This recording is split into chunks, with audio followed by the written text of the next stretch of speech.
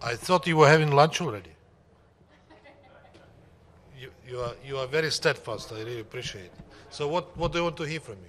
Can you tell us about the Yemen consultations tomorrow? What you're Yes, expecting out of Yemen them? consultations on Yemen were requested for tomorrow. They will take place sometime around 12 o'clock in the afternoon. Exact timing not yet known due to preceding meetings.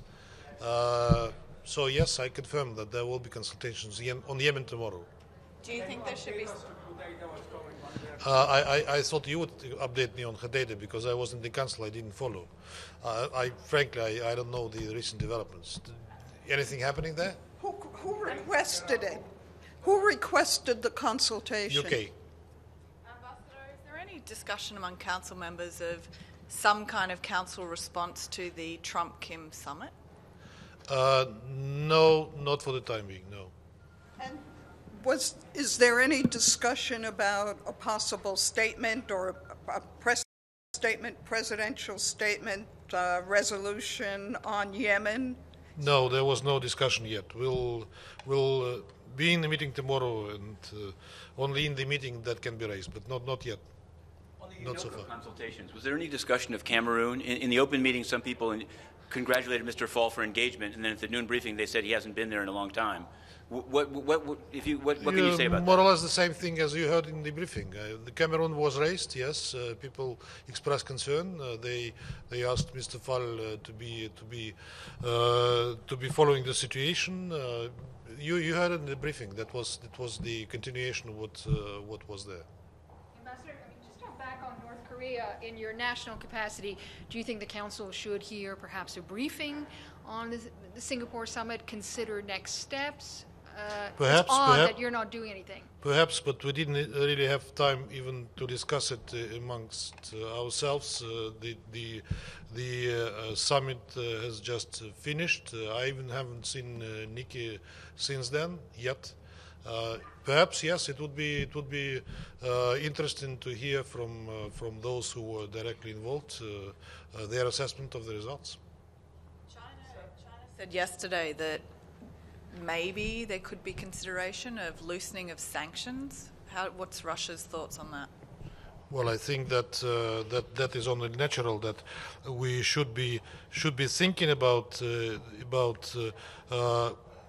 steps in that direction, because inevitably, if there is progress on the track, that should be reciprocal. That should be a two-way street, and of course, the other side should see encouragement to go forward. Sir, do you think the U.S. amendment to the draft resolution in the General Assembly is another attempt by the U.S. to obstruct the international consensus on calling for the protection of the Palestinian people? What do you think? And are you going to be in the meeting? Are you going to speak also? Thank you. We are not planning to speak. We'll be, of course, in the meeting. We support the resolution. On the amendment, there are concerns, security concerns of Israel, which U.S. is trying to raise. And their amendment is in that direction, but of course it is not in the spirit of that particular resolution. But we understand perfectly well the security concerns of Israel, and we also condemn the missile fires on the territory of Israel. Mr. President, do you think the UN should have a role to play in peace in Korean Peninsula? I think that at a certain point the UN, of course, should play. It has already played. It adopted a number of resolutions on DPRK, which, by the way, contain not only the sanctions part but the political part too. What is happening around the DPRK is, in fact, a de facto roadmap proposed by Russia and China earlier last year.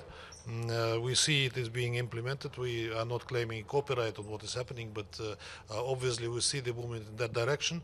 And of course, since a political process was a part and parcel of the resolutions on the PRK, UN should continue to be involved. Do you think what was agreed to is essentially freeze for freeze, which was discussed before? Is that your understanding? These are elements of freeze for freeze. That's clear. You answered your question yourself. Mr. Ambassador, the OPCW today, the fact-finding mission said that it was highly likely that sarin and chlorine were used in 2 attacks on May 24th and 25th in Syria. Do you have any comment on that finding and whether there should be an effort to determine who was responsible? We discussed that issue in AOB today. We raised the forthcoming conference of the parties of the OPCW, which is scheduled in The Hague on the 26th, 27th of June. We expressed our great concern about that because we believe that the aim of the initiative is not in finding the proper mechanism for attribution, which cannot be a part of the OPCW because the CWC doesn't provide for any attribution. But something else going further and more sinister. We said that the only legitimate way to re-establish an attribution mechanism is an agreement within the Security Council. Any other attempt to establish an outside of the Security Council mechanism will be illegitimate. And we warned our fellow Security Council members and those countries which are unaware of the true plans of that. Bon appetit or what? One last one. Will the World Cup interfere with Security Council business? Inevitably. That I guarantee. Tomorrow we'll have the opening. In fact, they will have an opening in Moscow at 10:30 local time. As I told, we established TV sets to watch for everyone. Instead of boring business, watch the World Cup in the United Nations, 2 in the Delegates Lounge, 1 I will not betray, it's around here, 2 in the Vienna Cafe, 1 by the entrance, so there will be places where locations where you can watch it. Tomorrow we will come to the Delegates Lounge before the opening ceremony, and then we'll watch the game together. The Saudi Arabia team will also come to watch it with us. And tomorrow I don't know how big a secret is, but tomorrow we'll have a photo op in the Security Council at 2:30 with all the members of the Security Council there in their national shirts. So if you want to laugh at us, you are welcome to come at 2:30. Even the ones who didn't qualify for the World Cup? Even those who didn't qualify, it's the Security Council event, but we'll also have the team that qualified in their uniforms at the opening and maybe later here as well. One last question on Yemen.